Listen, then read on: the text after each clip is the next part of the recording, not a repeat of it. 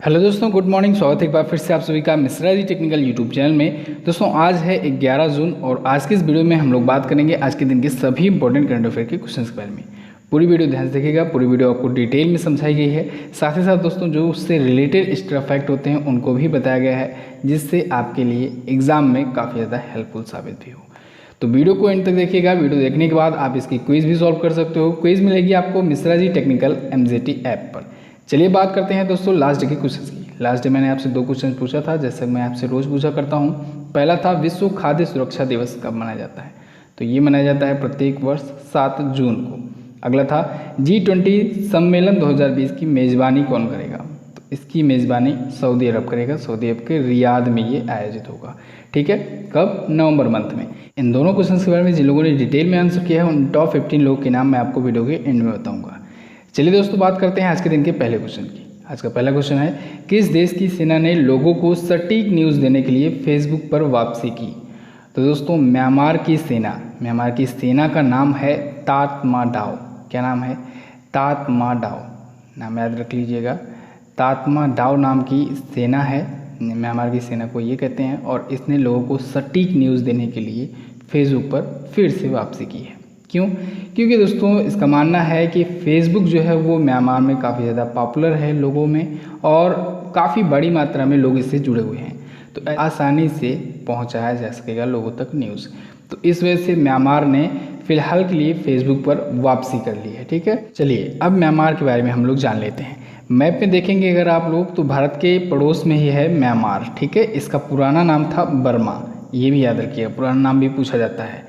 राजधानी है नेपिद्या, मुद्रा है क्यात या बुर्मिस क्यात भी आपको देखने को मिलेगा। संसद का नाम है पुथुहल्तो। क्या? पिथुहल्तो। राजभाषा है बर्मी। सबसे बड़ा नगर है यांगून। न्यू विनमिंट हैं यहाँ के करंट टाइम पर प्रेसिडेंट। दोस्तों भारत के पड़ोसी देशों पर मैंने आपको वीडियो दी हुई थी और उसमें बहुत सारी डिटेल में जानकारियाँ दी गई थी, तो आप लोग YouTube पर सर्च कीजिएगा भारत के पड़ोसी देश मिश्रा जी टेक्निकल, या फिर आप लोग एप्लीकेशन में जा करके हमारे भारत के पड़ोसी देश सर्च करेंगे तो बहुत सारी जानकारियाँ आपको मिल जाएगी भारत के पड़ोसी देशों से। बहुत सारी चीज़ें जैसे कि फ्लैग क्या है, वहाँ का राष्ट्रीय पशु, राष्ट्रीय पक्षी वगैरह सब कुछ बताया गया था। आप लोग देख सकते हैं वीडियो। बात करते हैं अगले क्वेश्चन की। नेक्स्ट है, हाल ही में किस देश ने खुद को कोरोना वायरस मुक्त घोषित किया? तो अभी हाल ही में दोस्तों न्यूजीलैंड ने खुद को कोरोना वायरस मुक्त घोषित कर दिया है। 9 जून को इसका जो लास्ट पेशेंट था कोविड-19 का वो ठीक होकर आइसोलेशन से बाहर आया, और फिर न्यूजीलैंड ने घोषणा कर दी कि न्यूजीलैंड में अब कोविड-19 की एक भी एक्टिव केस नहीं है। ठीक है, हालांकि न्यूजीलैंड ने दोस्तों देश भर के लोगों को अलर्ट लेवल 1 पर रखा है। किस पर?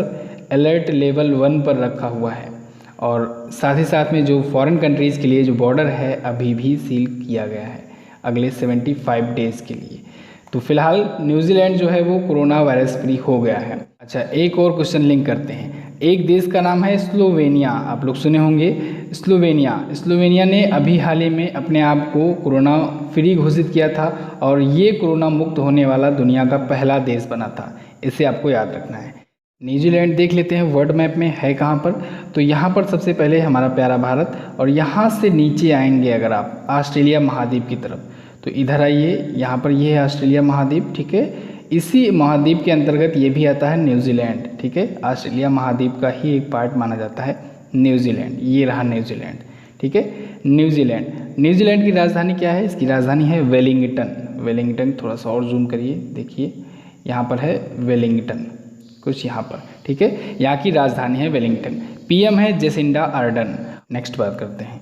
अगला है, भारतीय वायुसेना ने मरीजों को बाहर निकालने के लिए किस नाम से एक पॉड डिजाइन किया?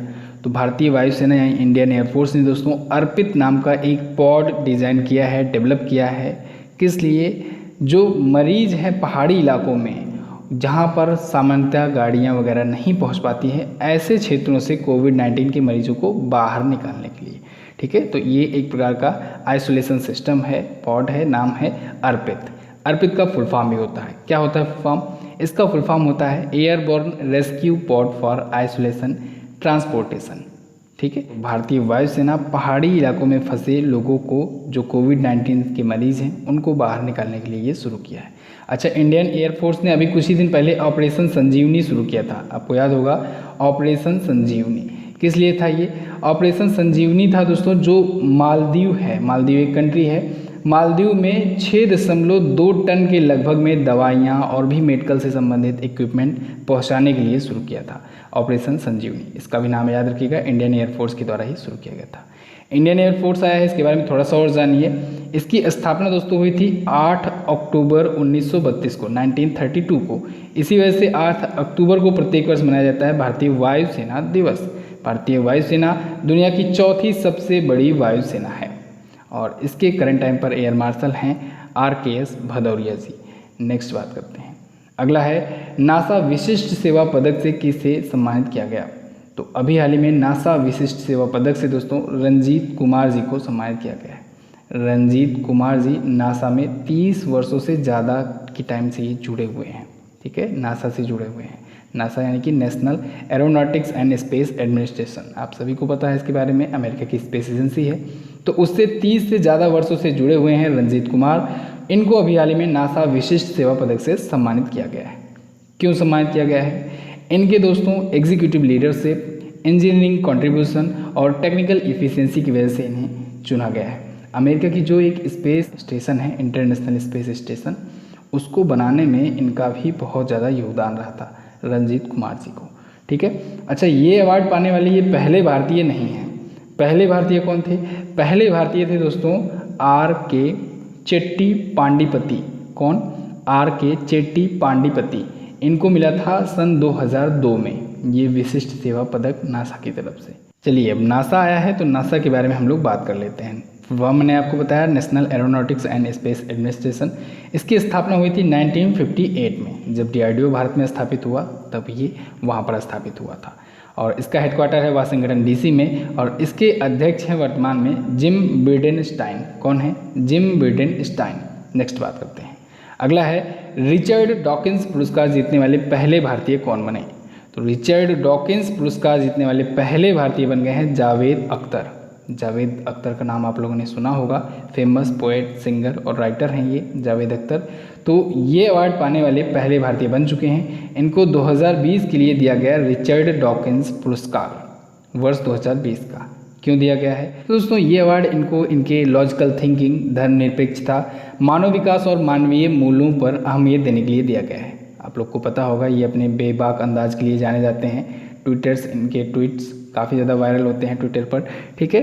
तो इन्हीं सब रीजंस की वजह से इनको दिया गया है ये अवार्ड। ये अवार्ड दोस्तों बेसिकली शुरू हुआ था 2003 से। किस में दिया जाता है, किस क्षेत्र में? तो ये साइंस, रिसर्च, एजुकेशन या फिर मनोरंजन के फील्ड में दिया जाता है रिचर्ड डॉकिंस पुरस्कार। नेक्स्ट बात करते हैं, अगला है हाल ही में किस संस्था ने एथलीट गोमती मारीमुथु पर 4 साल का प्रतिबंध लगाया? तो अभी हाल ही में AIU ने, एथलेटिक्स इंटीग्रिटी यूनिट ने दोस्तों गोमती मारीमुथु पर 4 वर्षों का प्रतिबंध लगाया है। 4 ईयर के लिए इनको बैन कर दिया है। क्यों किया है? ये दोस्तों बैंड प्रोडक्ट का इस्तेमाल कर रही थी, यूज कर रही थी, तो डोपिंग टेस्ट में फेल पाई गई। तो इस वजह से एथलेटिक्स इंटीग्रिटी यूनिट द्वारा इनको बैन किया गया है 4 वर्षों के लिए। गोमती मारीमुथु है कहाँ की? ये है तमिलनाडु की। कहाँ की? तमिलनाडु की। अच्छा दोस्तों, तमिलनाडु से याद आया, अभी परसों की वीडियो में मैंने आपको एक रेलवे स्टेशन के बारे में बताया था, तिरुचिरापल्ली रेलवे स्टेशन, जिसको CII के द्वारा गोल्ड रेटिंग दी गई है ना। तो उसमें मैंने गलती से आपको बता दिया था कि वो केरल में है, तो उसको सुधार कर लीजिएगा, वो तमिलनाडु में है, ठीक है, तिरुचिरापल्ली रेलवे स्टेशन। चलिए फिलहाल आ जाते हैं इस क्वेश्चन पर। गोमती मारीमुथु ये भी तमिलनाडु की हैं दोस्तों। 2019 में ये एशियन चैंपियनशिप में गोल्ड जीती थी, गोल्ड मेडल जीती थी।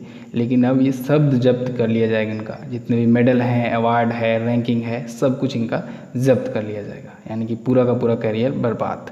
इनका बैन दोस्तों शुरू होगा 17 मई 2019 से माना जाएगा और ये चलेगा 16 मई 2023 तक। क्लियर है गोमती मारीमुथु का। AIU के बारे में हम लोग थोड़ा सा और जान लेते हैं। इसका हेडक्वार्टर है मोनाको में और इसके अध्यक्ष हैं ब्रेड क्लाथियर। कौन है? ब्रेड क्लाथियर हैं इसके अध्यक्ष एथलेटिक्स इंटीग्रिटी यूनिट के। अगला बात करते हैं, DIAT ने कोविड-19 से बचाव के लिए कौन सा कीटाणुनाशक स्प्रे विकसित किया?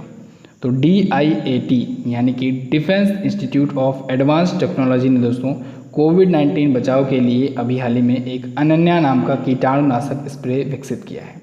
अच्छा, ये स्प्रे खास क्यों है? अनन्या नाम का ये जो स्प्रे है, जो ये डेवलप किया गया है, क्योंकि दोस्तों ये नैनो टेक्नोलॉजी असिस्टेड फॉर्मुलेशन के साथ बनाया गया है। इसका यूज कोई भी व्यक्ति कर सकता है, आम नागरिक से लेकर के हेल्थ वर्कर, मेडिकल स्टाफ्स, कोई भी कर सकता है इसका यूज। इसका यूज़ हर जगह किया जा सकता है। PPE किट्स को भी दोबारा से सैनिटाइज करने के लिए, मास्क को, इक्विपमेंट्स हो गए, या फिर कोई भी सतह हो, सरफेस हो, कोई भी मोबाइल, कोई भी चीज़ हो जिसकी सरफेस को सैनिटाइज करना है, वहाँ पर इस स्प्रे का यूज़ किया जा सकता है। तो फिलहाल इसे डेवलप किया है DIAT ने, यानी defence institute of advance technology ने, जिसका हेडक्वार्टर है पुणे में। पुणे कहाँ है? महाराष्ट्र में है। और इसके वर्तमान में वाइस चांसलर हैं CP रामनारायण। कौन है? CP रामनारायण जी। नेक्स्ट बात करते हैं। अगला है, गूगल क्लाउड इंडिया के नए वरिष्ठ निदेशक कौन नियुक्त हुए? तो गूगल क्लाउड इंडिया के नए सीनियर डायरेक्टर नियुक्त किए गए दोस्तों अनिल वल्लूरी। कौन? अनिल वल्लूरी। ये काफ़ी ज़्यादा एक्सपीरियंस रखते हैं दोस्तों हाईटेक इंडस्ट्री में। इनके पास 30 वर्षों से ज़्यादा का अनुभव है, हाईटेक इंडस्ट्री में एक्सपीरियंस है इनके पास। भारत में ये गूगल क्लाउड में सीनियर डायरेक्टर के पद पर अपॉइंट किए गए हैं। गूगल क्लाउड आप लोग जानते होंगे नाम, गूगल का ही एक प्रोडक्ट है ये, ठीक है। इससे पहले नेट ऐप में ये वर्क करते थे। कहाँ पर?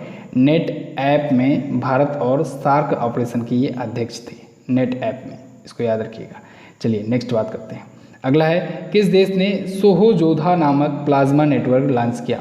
तो अभी हाल ही में सोहोजोधा नामक प्लाज्मा नेटवर्क लॉन्च किया है दोस्तों बांग्लादेश ने। ये प्लाज्मा नेटवर्क पहल जो है सोहोजोधा, ये बेसिकली एक प्लाज्मा एक्सचेंज सुविधा के लिए ऑनलाइन नेटवर्क है। प्लाज्मा एक्सचेंज क्यों? कोविड-19 के मरीजों के इलाज के लिए। अच्छा, ये प्लाज्मा थेरेपी होता क्या है? प्लाज्मा थेरेपी में होता ये है दोस्तों बेसिकली कि जो मरीज कोविड-19 का जो पीड़ित रहता है व्यक्ति, अगर वो ठीक हो जाता है, यानी वो पॉजिटिव था और वो अब ठीक हो गया, तो फिर उसका ब्लड सैंपल लिया जाता है, ब्लड से उसके प्लाज्मा को लिया जाता है। क्योंकि ऐसे में दोस्तों वो जो व्यक्ति जो ठीक हो गया रहता है उसकी इम्यूनिटी बढ़ गई रहती है, तो उसके प्लाज्मा से दोस्तों अन्य मरीजों का इलाज किया जाता है, ठीक है। ब्लड से प्लाज्मा निकाला जाता है, ब्लड का ही पार्ट होता है प्लाज्मा, आप सभी को पता होगा, बायोलॉजी पढ़े होंगे। तो फिर उसको अन्य मरीजों के इलाज में यूज किया जाता है और अभी तक इसका रिजल्ट काफ़ी ज़्यादा संतोषजनक रहा है, अच्छा रहा है। तो ये है प्लाज्मा थेरेपी। प्लाज्मा थेरेपी आया है, जिससे भी रिलेटेड कुछ चीज़ें जान लेते हैं। भारत में अगर पूछा जाए कि पहला राज्य कौन सा बना था प्लाज्मा थेरेपी के जरिए कोविड-19 का इलाज करने वाला, तब आप बताएंगे केरल, ठीक है। और अगर पूछा जाए आपसे एक क्वेश्चन और कि पहला भारतीय सरकारी अस्पताल कौन सा बना, तब आप बताएंगे KGMU king George medical university. कहाँ पर है? लखनऊ में है, उत्तर प्रदेश। तो पहला ये बना भारतीय सरकारी अस्पताल और पहला राज्य बना केरल। नेक्स्ट बात करते हैं बांग्लादेश की। बांग्लादेश देख लीजिए मैप में, ये भी भारत का पड़ोसी देश है, ठीक है। ये यहाँ पर रहा बांग्लादेश, और यहाँ के प्रेसिडेंट हैं अब्दुल हामिद जी, शेख हसीना है यहाँ की प्राइम मिनिस्टर, ढाका है राजधानी, मुद्रा है बांग्लादेशी टका, संसद का नाम जातीय संसद, संसद का नाम आपको याद रखना है। बांग्ला है यहाँ की राजभाषा, सबसे बड़ा नगर है ढाका। क्लियर है दोस्तों। कल मैंने जो ई-बुक लॉन्च की हुई थी, कल क्या परसों लॉन्च की हुई थी, 24 आवर्स के लिए ऑफर चल रहा था और बहुत से लोगों ने उसे परचेज़ किया और आप सभी को वो ई-बुक बहुत ज़्यादा पसंद आई। तो बहुत अच्छा लगता है दोस्तों जब मेहनत किया गया हो मेरे द्वारा और वो मेहनत आप लोग के लिए हेल्पफुल साबित हो और आप लोग को पसंद आए। तो इसके लिए एक बार फिर से आप सभी लोग को थैंक यू, आप लोगों ने ई-बुक को इतना ज़्यादा पसंद किया। ऐसे ही मैं आपके लिए मेहनत करता रहूँगा, बेस्ट से बेस्ट कंटेंट आपके लिए लाता रहूँगा, आप लोग बस अपना सपोर्ट ऐसे ही दिखाते रहिए। अगला क्वेश्चन है, हाल ही में कितने देशों ने मिलकर IPAC का गठन किया? तो अभी हाल ही में दोस्तों अमेरिका सहित 8 देशों ने मिलकर के IPAC का गठन किया। IPAC क्या है? IPAC का मतलब है inter parliamentary alliance on China. China पर दोस्तों इंटर पार्लियामेंट्री अलायंस शुरू किया गया है। अमेरिका सहित 8 देश इसमें शामिल हैं। America, Germany, Britain, Japan, Australia, Canada, Sweden और नॉर्वे, ये 8 देश इसमें शामिल हैं। क्यों इसका गठन किया गया है? दोस्तों इन 8 देशों का कहना ये है कि चाइना एक ग्लोबल चैलेंज बन चुका है और ह्यूमन राइट्स के लिए बहुत बड़ा खतरा है।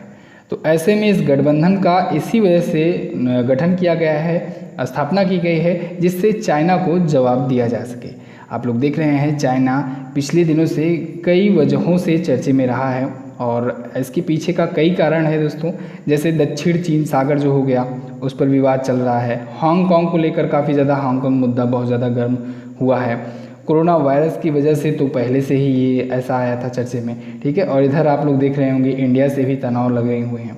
ये सारी चीज़ें चाइना के द्वारा किया जा रहा है। तो ऐसे में दोस्तों कुछ कंट्रीज़ ने मिल करके, कुछ 8 कंट्रीज़ ने मिल करके IPAC का गठन किया, एक ऐसे गठबंधन का गठन किया है जो चाइना को जवाब दे सके, चारों तरफ से घेर सके, ठीक है। ये जो IPAC है यानी inter parliamentary alliance on China है, ये अमेरिकी सीनेटर मार्को रूबियो के लीडरशिप में शुरू किया गया है। किसके? अमेरिकी सीनेटर मार्को रूबियो के लीडरशिप में। चलिए तो बस दोस्तों ये तो था हमारा आज का दिन का करंट अफेयर। कैसी लगी आपको वीडियो आप लोग कमेंट करके हमें ज़रूर बताइएगा। वीडियो पसंद आई है तो वीडियो को लाइक और शेयर करना मत भूलिएगा। और अगर आप चैनल पर पहली बार आए हो तो चैनल को सब्सक्राइब कर लो, बेल आइकन को जरूर प्रेस कर लेना। शाम को जो वीडियो आई हुई थी IIT से रिलेटेड इंपॉर्टेंट क्वेश्चंस पर, उसकी वीडियो अगर आपने नहीं देखी है तो वीडियो को जरूर देख लीजिएगा। चलिए अब बात करते हैं क्वेश्चन ऑफ द डे की। आज का पहला क्वेश्चन है आपके लिए, हाल ही में आया निसर्ग नामक तूफान कहाँ से उठा हुआ था। अगला है, किस IIT संस्थान ने प्रोजेक्ट आइजैक शुरू किया। अगर आप कल की शाम वाली वीडियो देखे होंगे IIT पर जो मैंने आपको बनाई हुई थी, तो आप लोग इस क्वेश्चन का आंसर जरूर कर पाएंगे। चलिए अब वीडियो आप देख लिए हो तो जाओ जल्दी से इसकी क्विज सॉल्व कर लो। क्विज मिलेगी आपको Mishra ji technical MJT app पर। तो अगर आपने अभी तक नहीं इंस्टॉल किया है तो उसे इंस्टॉल कर लो। बहुत ही ज़्यादा हेल्पफुल होने वाला है वो ऐप, क्योंकि उसमें बहुत सारे स्टडी मटेरियल्स आपको मिल जाते हैं, ऑडियो रिवीजन्स वगैरह, PDF क्विजेज वगैरह सब कुछ आपको फ्री में मिल जाएगी। वीडियो क्विज आपको जरूर सॉल्व करना है। क्विज सॉल्व करने से आपको ये पता चलता है कि यहाँ पर 15 मिनट जो आपने लगाया है, इन्वेस्ट किया है, उसका आपको कितना फ़ायदा हुआ। क्विज से ही आपको पता चल पाएगा। अब बात करते हैं उन लोगों के नाम की जो लोग कल की वीडियो में डिटेल में आंसर किए थे। उनके नाम हैं पूजा चौधरी, विभूति मांझी, वंदना अग्रवाल, शांति प्रिया, ज्योति पचौरी, साबिर आलम, मनु पांडे, श्याम शेर कुमार, दिव्या पांडे, कुणालकल सिंह, सुरभि गुप्ता, रविशंकर, नेहा जायसवाल, आरती कुमारी और हर्ष सोनी। तो दोस्तों इस वीडियो में बस इतना ही। कैसी लगी आपको वीडियो आप लोग कमेंट करके हमें जरूर बताइएगा। वीडियो अगर अच्छी लगी है तो लाइक करके हमारा उत्साह बढ़ाइए। साथ ही इन दोनों इंपॉर्टेंट वीडियोस को जरूर देख लीजिएगा और आने वाली वीडियोस का नोटिफिकेशन पाने के लिए सब्सक्राइब करके बेल आइकन को जरूर दबाएं। मिलते हैं किसी अन्य वीडियो में, तब तक के लिए नमस्कार, जय हिंद, वंदे मातरम।